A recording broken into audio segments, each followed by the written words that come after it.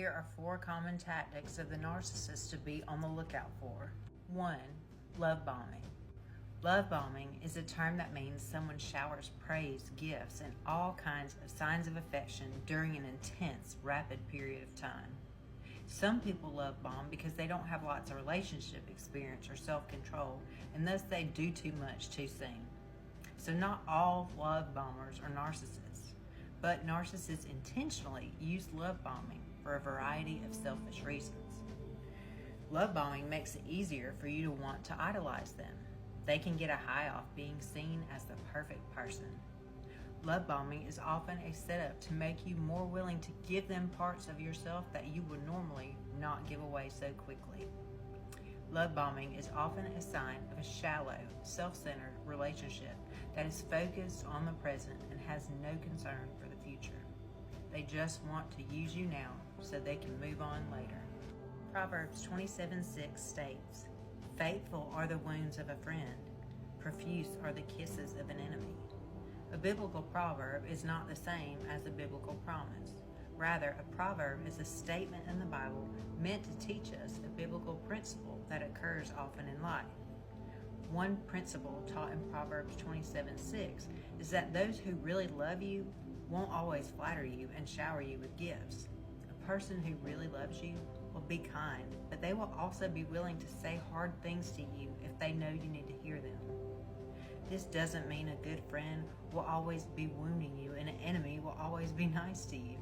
This proverb is teaching a principle that true love doesn't always take just one form, like love bombing does.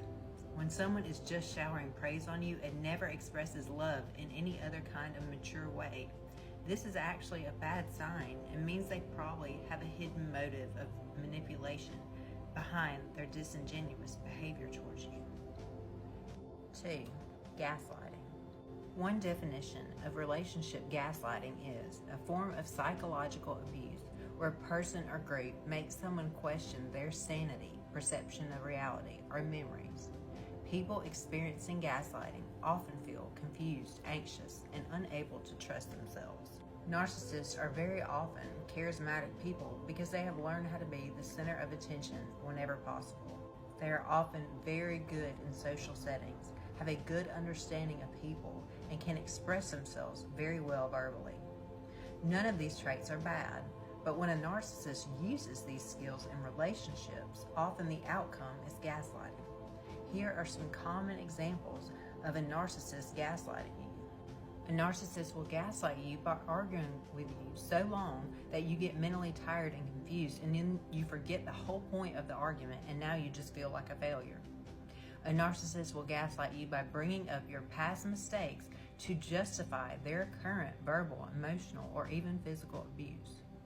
A narcissist will gaslight you by constantly challenging your recollection of events so much that you actually begin to doubt your own memory of what did or did not happen. A narcissist will attach their own meaning to your actions. They will point out your behavior, which you can't argue with, but they will claim they know your motive for what you did, why you did, or what you said, why you said what you said. You will often be convinced and then start believing you're a terrible person who did those things with an evil motive, when in reality it was just a genuine misunderstanding or difference of opinion. A narcissist will be easily offended and they will put the burden of responsibility for their feelings onto you. They will make you feel like you're a careless person who's constantly hurting them even when you're not. This person is just being super sensitive. A narcissist will gaslight you by totally denying obvious truths that they don't want to admit because it makes them look bad. You'll begin to doubt if your understanding of the facts is correct because they are denying these facts so adamantly. When someone is willing to deny reality, omit relevant facts, and make wild accusations that have no basis in truth, there is no hope of having a healthy relationship with this type of person. As Proverbs 26:12 states, "Do you see a man who is wise in his own eyes?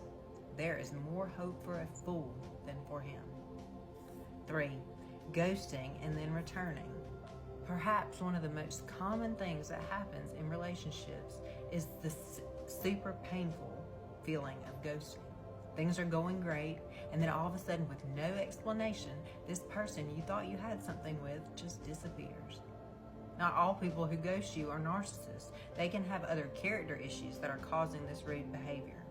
But narcissists are often prone to use ghosting very often because they are completely detached from people and really only care about themselves.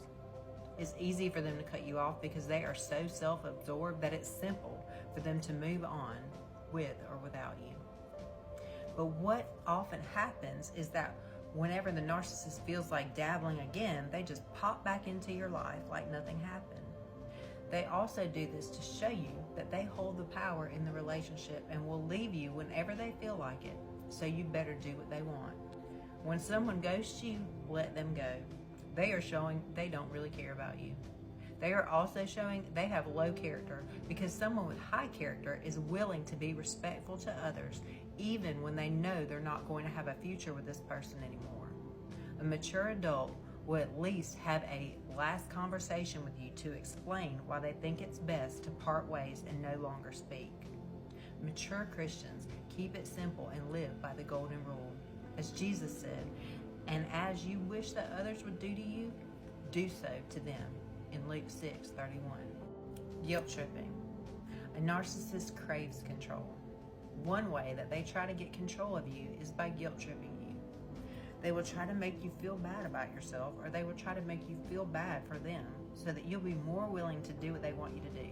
For example, a narcissist will complain that they love you more than you love them as a way of getting you to do what they want.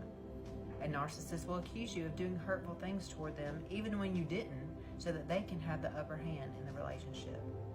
A narcissist will bring up your past mistakes as leverage in present arguments or when you two have opposing desires so that the scales will be tipped in their favor. A narcissist will be hyper-focused on their challenges in life and complain to you all the time in hopes you'll feel bad for them and serve them. A mature Christian, however, will seek to obey what is said in Philippians 2:3-4. Do nothing from selfish ambition or conceit, but in humility count others more significant than yourselves. Let each of you look not only to his own interests, but also to the interests of others.